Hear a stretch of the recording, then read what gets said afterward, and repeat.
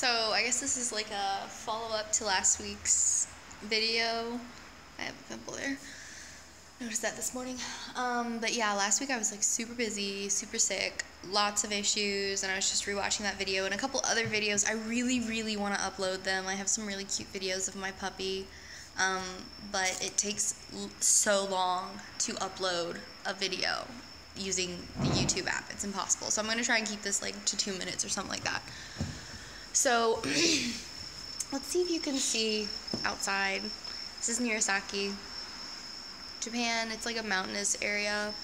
This is actually where the championships for the Kaiken breed show is going to be at in October. And it's like mid to late September now because it's September 18th. And next week on Monday, next week on Monday, today's Monday, next week is going to be payday. I'm so excited. I'm so excited for payday.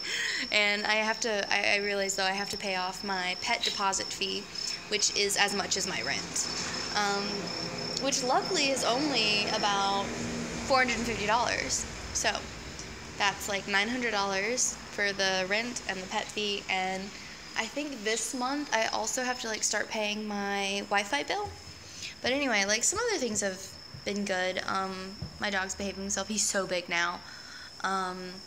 And my skin issue cleared up. It's just kind of ugly right now.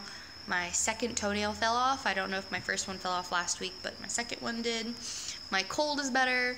I got my period, but that's gone too now. So everything's good, and I'm really hopeful. I'm on my, I think I have like $100 or so left and then a little bit of money in the bank, but like not a lot. I need to put more in there. I need to direct deposit some money to pay my bills for next month.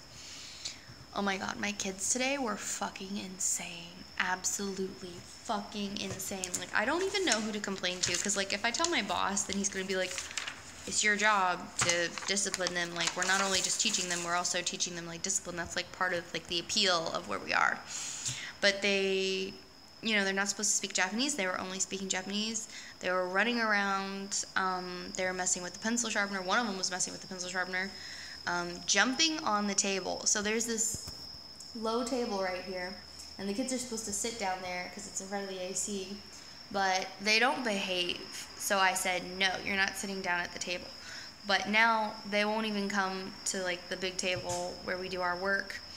And they just go over there and they stand on the table, they jump on it, they run across the room and jump on it, and are just really bad. So I went over there and I was like smacking them. I was like, don't get on the table, don't get on the table.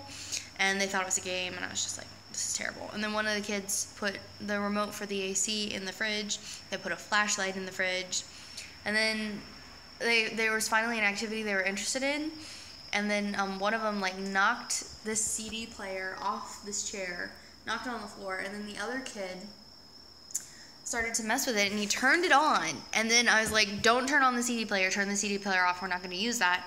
And they kept turning it on, and I was just like, okay, I'm just like at the state where I'm like, I just want to ignore it, and I want it to stop happening. Like, I'm not going to feed into it, but they keep doing it, and I get upset. Like, I don't want to yell at them. I don't want to have to yell at them. I don't want to yell at them. I don't want to do it.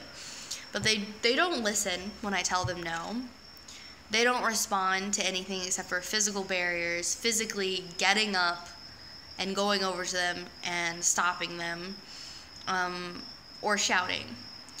One of the students, she adjusted the AC settings as well as like putting the AC remote into the freezer. There's a fan right here, and I use that to like circulate the air and stuff. And they would move it and readjust it and stuff. I'm like, no, that's for the entire room. You can't just like do whatever you want to it. They get stickers for doing their homework properly, and I have 2 stickers. I have regular stickers, and then I have special stickers that I personally buy. And only one of my students is actually pretty good, and she came over and she did homework check. And then the other kids were like, oh, special stickers, we should go over there too. But the thing is, like, I'm okay with them getting special stickers, but they take, like, 7 stickers and decorate their sheet with it.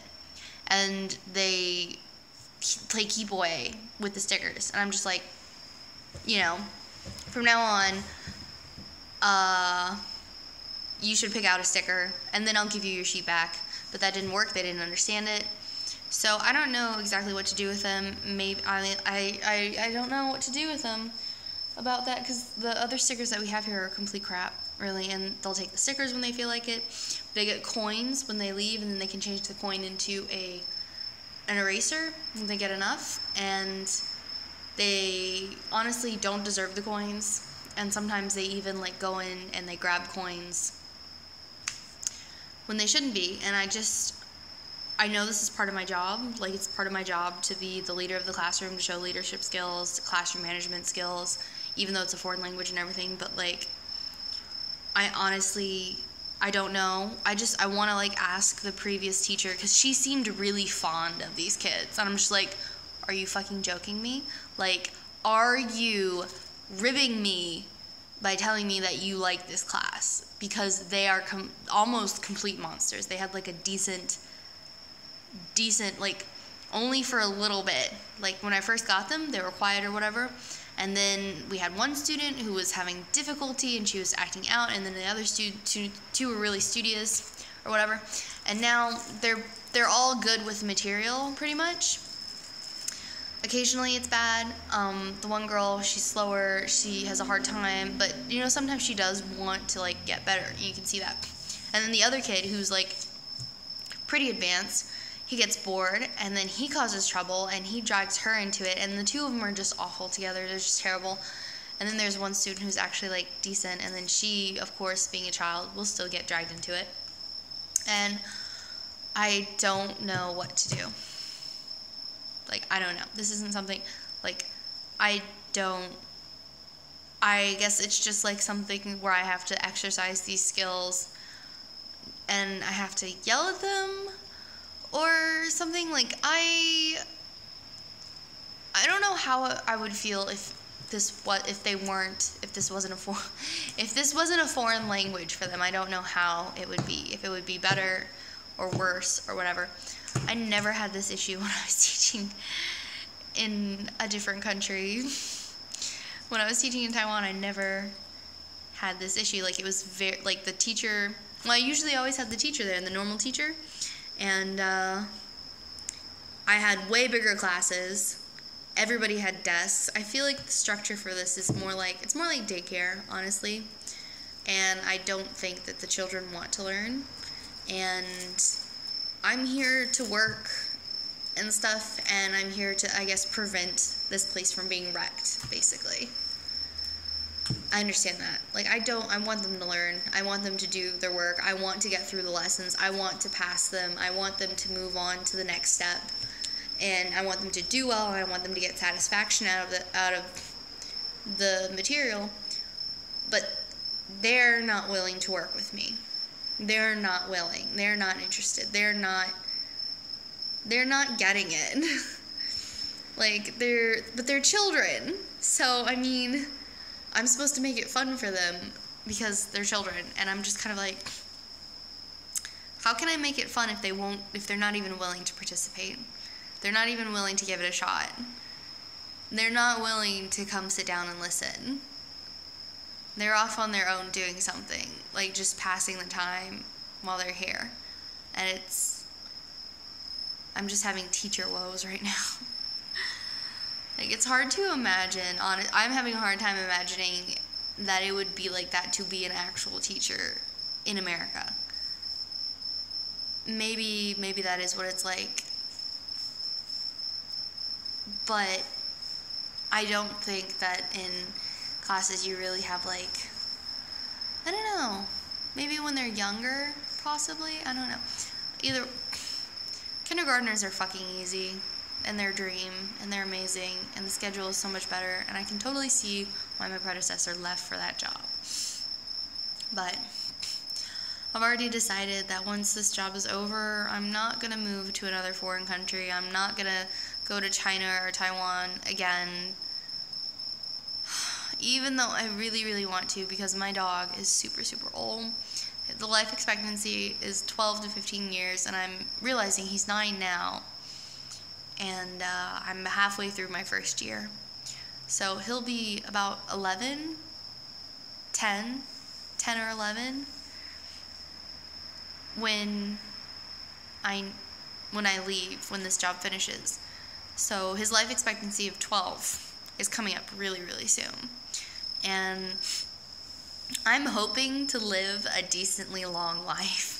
So maybe I'll be certified as a real teacher, like be a certified teacher, and then I can go get like a nice cushy job in Taiwan and retire there. And learn all the Chinese that I want and stuff, and that'll be it, right? Yeah, one of the things about traveling is that you realize what the things are that you miss and you like about your home and your family. And I do feel a little sad that, like, right now, when I'm young, my family is still together. Like, my brother is still in school, my father is in school, my sister is, like, still in her early career. So she moved out twice, and now she's back at home, and she's in her early relationships and stuff. So, now is the time that I could really still be with my family, and it's one of the last times that it's going to happen before we actually, like, get settled and stuff. But of course, the theme with millenniums now, the trend that's happening now is that we're not leaving the house, we're not moving out, we're not getting our own places. So I'm a little bit proud of the fact that I can be an independent person and I don't feel like shit about it. Like, have you guys seen, what is the name of that show? Oh, McJuggernuggets. His Psycho series, Jesse, the character Jesse, is such a little shit. He's terrible. He's just awful. Like, the whole point of that was that they kept him in the abusive relationship in the abusive household so that they could milk it for his Psycho series. But, like, in real life, you buck the fuck up and leave the situation, take yourself out of the equation.